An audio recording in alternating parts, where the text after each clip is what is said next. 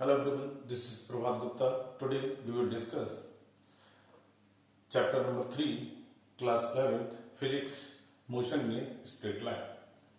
Motion in a straight line basically a topic that is related to the mechanics. Mechanics is a branch of physics in which we deal the objects that are at rest or motion.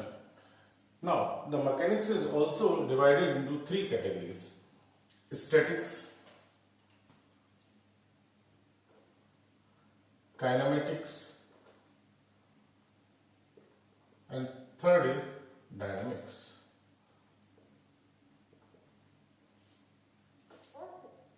Statics वो branch होती है जिसमें कि हम object की rest पर, stationery होने की बात करते हैं। तो जहां पर हमारा ऑब्जेक्ट रेस्ट में है तो इस ब्रांच को हम स्टैटिक्स कहते हैं। Kinematics. Kinematics is the branch in which the object is in motion. Object motion में है, but यहाँ पर हम उसके cause को नहीं ध्यान देते हैं। हम cause को नहीं जानना चाहते। मान लीजिए कोई ऑब्जेक्ट 2 मीटर पर सेकेंड की स्पीड से चला, आफ्टर 10 सेकेंड उसकी स्पीड या वेलोसिटी 10 मीटर पर सेकेंड हो जाती है, और हम ये जानना नहीं चाहते कि उसकी ये स्पीड और वेलोसिटी 10 मीटर पर सेकेंड क्यों हो जाती है। तो without knowing the cause we are discussing the motion of an object, that branch is called kinematics. तो यहां पर हमारा without knowing the cause,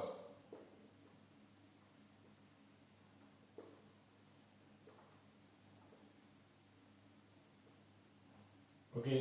In the case of dynamics, the object is in motion, but we are interested to know the cause. Okay.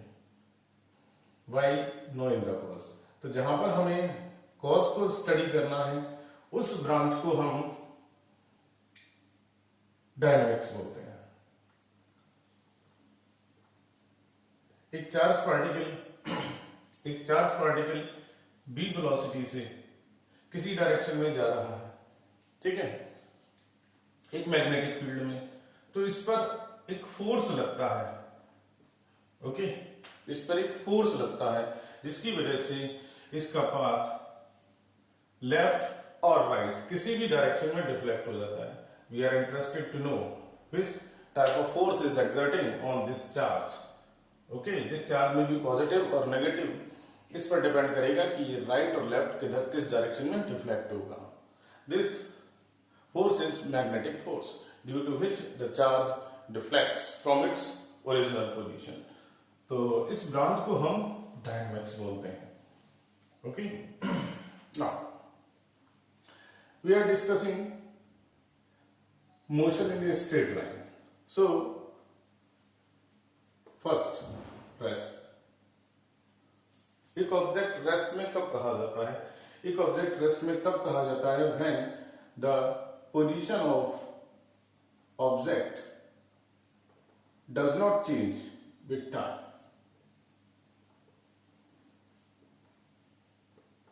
Does not change with time.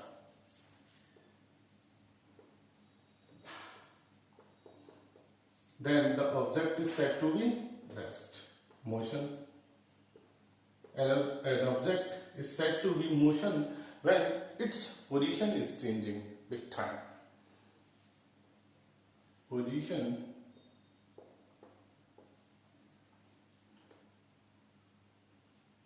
is changing with time.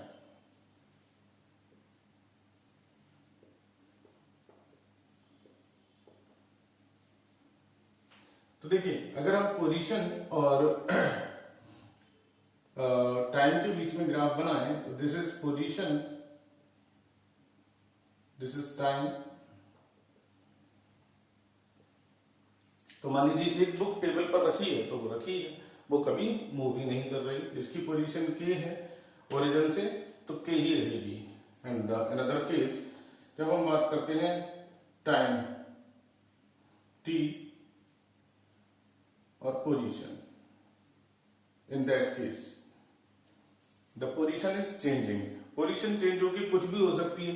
अभी यहाँ था, है ना, थोड़ी देर बाद position change हो गई तो वो इधर चला गया, ठीक है ना, फिर इधर आ गया, तो पोजीशन में भी change, it may be a zigzag path also, position is changing, okay. तो हम इसे बोलते हैं object is in motion. Now there are two, और कह सकते हैं हमारे पास, जैसे हम लोग यहाँ पर बात कर रहे हैं मोशन इन स्ट्रेट लाइन, तो हमारे पास मोशन जो ऑब्जेक्ट का है वो एक स्ट्रेट लाइन में हो रहा है। तो यहाँ पर हम एक बात कह सकते हैं कि हमारे पास जो मोशन है ऑब्जेक्ट का वो 3 डायमेंशन में हो सकता है, X axis, Y axis, Z axis, या तो हम इनको इंडिविजुअली लेते हैं। अगर हम इंडिविजुअली लेते हैं तो मोशन इन स्ट्रेट लाइन का कॉन्सेप्ट आता है। अगर हम दो दो की कॉम्बिनेशन लेते हैं, एक्स वाई बाई जेड और जेड एक्स, तो मोशन इन प्लेन आता है, ठीक है। इसके बाद हमारा एक्स वाई जेड तीनों डायरेक्शन में अगर हमें तीनों डायरेक्शन के कोऑर्डिनेट की रिक्वायरमेंट है किसी भी मोशन को रिप्रेजेंट करने के लिए, तो 3 डायमेंशनल मोशन में स्टडी किया जाता है। तो देखिए बेटा, मोशन हमारे पास 3 टाइप्स के हैं। Motion in 1D,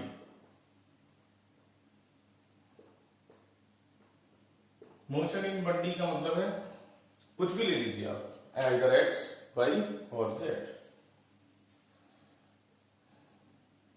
only one coordinate is required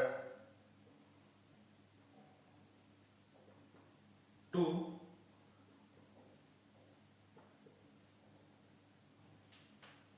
specify or locate the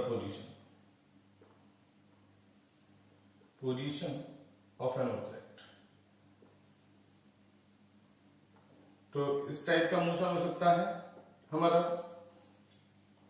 train move कर रही है, ठीक है, एक स्ट्रेट पाथ को फॉलो कर रही है, तो ट्रेन के मोशन को हम 1D कह सकते हैं।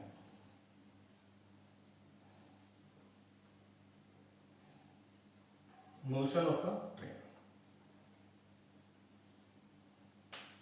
ओके। एक ऑब्जेक्ट अगर फ्री फॉल कर रहा है, एक ऑब्जेक्ट अगर फ्री फॉल कर रहा है, ठीक है, जैसे एक ऑब्जेक्ट को हमने गिराया और उसके पाथ को स्टडी किया, ऑब्जेक्ट इज गोइंग डाउन, बस u इज इक्वल्स टू 0, तो इसका जो मोशन होगा वो y डायरेक्शन में होगा।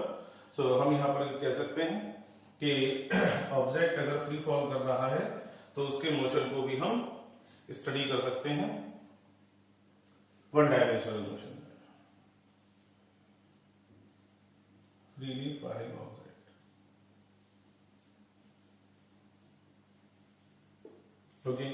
2 डायमेंशनल मोशन को हम कैसे स्टडी कर सकते हैं? 2 dimensional motion in a plane. इसके बाद जो नेक्स्ट चैप्टर है दैट इज चैप्टर नंबर 4 और उसका नाम है मोशन इन ए प्लेन। तो हम बात कर सकते हैं 2D motion. In the similar fashion यहां पर केवल एक कोऑर्डिनेट की हमें जरूरत थी, यहां पर हमें 2 coordinates are required.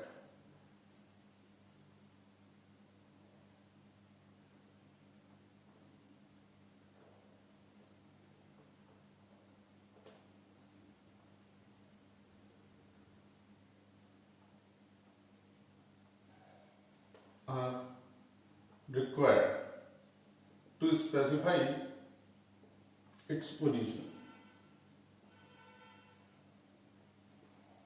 the position of an object। तो 2D मोशन के लिए हमारा एग्जांपल हो सकता है प्लैनेट्स अराउंड द सन,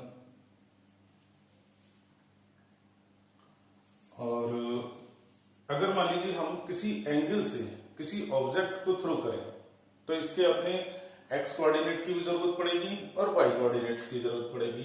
तो इस टाइप से बहुत सारे एग्जांपल्स हमारे पास हो सकते हैं। Motion of planets around the sun. अगर कोई ऑब्जेक्ट सर्कुलर मोशन में मूव कर रहा है तो भी ये 2D मोशन का एग्जाम्पल होगा। Now come to the third point, that is 3D motion.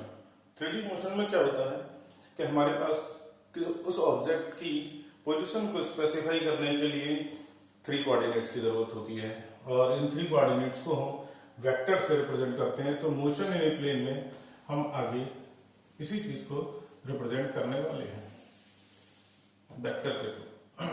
तो बात करते हैं 3D motion. 3D motion when 3 coordinates are required।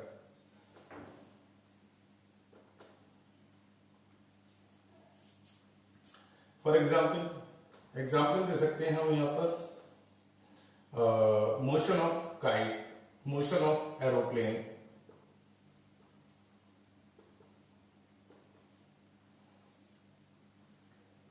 Motion of aeroplane. तो यहां पर हमारे पास 3 कोऑर्डिनेट्स हो गए एक्स वाई जेड। तो इन सबको रिप्रेजेंट करने के लिए हमें 3 कोऑर्डिनेट्स की जरूरत पड़ रही है, तो हम इसे 3D मोशन कह सकते हैं।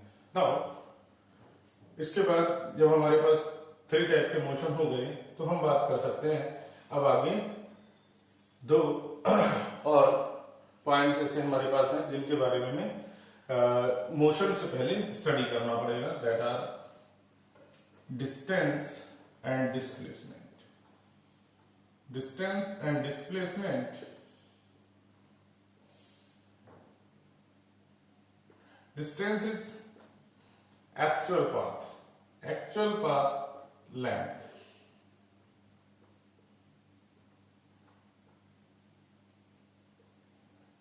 actual path length traversed by the object, traveled by the object, covered by the object. Displacement is the shortest distance between initial position and final position. Shortest distance between initial and final position.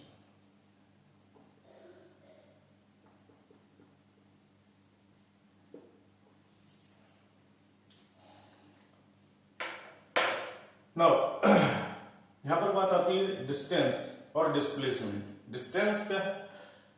Actual path. Actual path का मतलब है कि एक object ऐसे गया, ठीक है, ऐसे गया, फिर यहां चला गया, ए से बी गया, बी से सी चला गया। तो अब मान लीजिए ये 10 मीटर है, ये 5 मीटर है, तो डिस्टेंस कितनी होगी?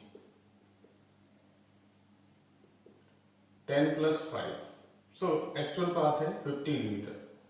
डिस्प्लेसमेंट की बात करें, this is initial position, this is final position, this is initial I और दिस इज फाइनल F। तो इनिशियल और फाइनल के बीच में जो डिस्टेंस है दैट इज √10² + 5²। इसको अगर हम सॉल्व करें तो हमारा डिस्प्लेसमेंट आ जाएगा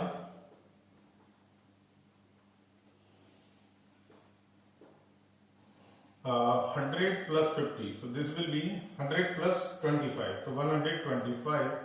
ओके, तो इसे हम बोल सकते हैं 125 मीटर। इसको अगर हम सॉल्व करें तो 11.1 मीटर ऑलमोस्ट। देखिए बेटा, यहां पर हमारी डिस्टेंस आ रही है 15 मीटर, डिस्प्लेसमेंट आ रहा है 11.1 मीटर। तो there is a difference between distance and displacement. Distance can never be negative, displacement can be 0, positive और negative. Displacement is a vector quantity because it has a specific direction। एक object को सिर्फ उसी बात को follow करना है जिसमें वो शॉर्टेस्ट डिस्टेंस ट्रेवल करेगा।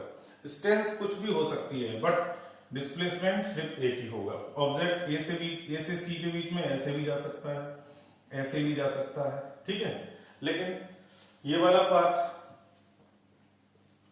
और ये वाला पाथ, ये डिस्टेंस तो कही जा सकते हैं, डिस्प्लेसमेंट नहीं कही जा सकती, because it is not the shortest distance from A to C. Okay, I think आप लोगों ने काफी कुछ स्टडी किया होगा इसमें, डिस्टेंस एंड डिस्प्लेसमेंट में।